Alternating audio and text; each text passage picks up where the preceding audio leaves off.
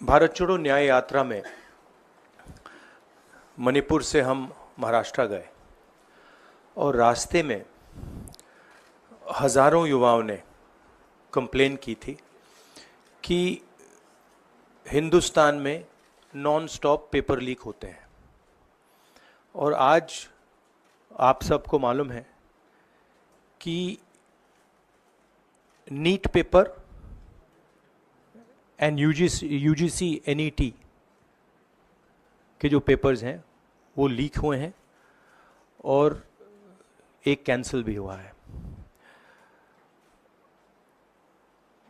कहा जा रहा था कि नरेंद्र मोदी जी ने यूक्रेन की लड़ाई रोक दी थी। मतलब एक ऑर्डर देके जो रूस और यूक्रेन के बीच में लड़ाई चल रही थी उसको रोक दिया था, ब्रेक लगा दी थी। इजराइल और गाजा के बीच में जो लड़ाई चल रही थी उसको भी नरेंद्र मोदी जी ने रोक दिया था।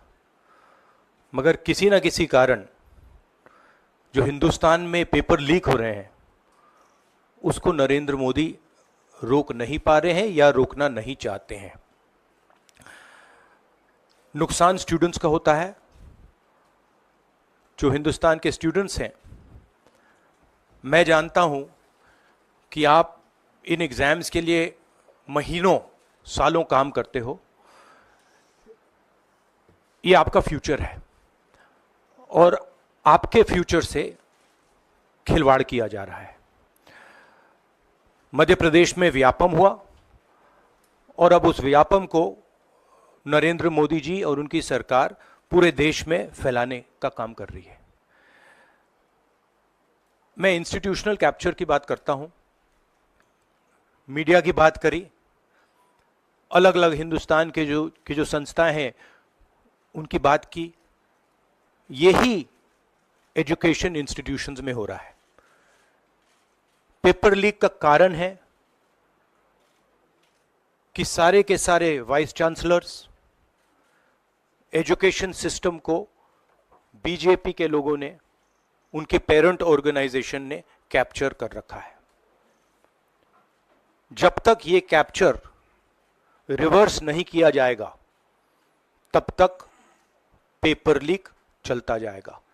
इस कैप्चर को फैसिलिटेट नरेंद्र मोदी जी ने किया है और ये एक एंटी नेशनल एक्टिविटी है क्योंकि ये देश का भविष्य है और इससे हिंदुस्तान के युवाओं को, स्टूडेंट्स को जबरदस्त चोट पड़ती है। इंक्वायरी चल रही है, एक को आपने कैंसिल कर दिया है, अब पता नहीं दूसरे को कैंसिल किया जाएगा या नहीं किया जाएगा। बट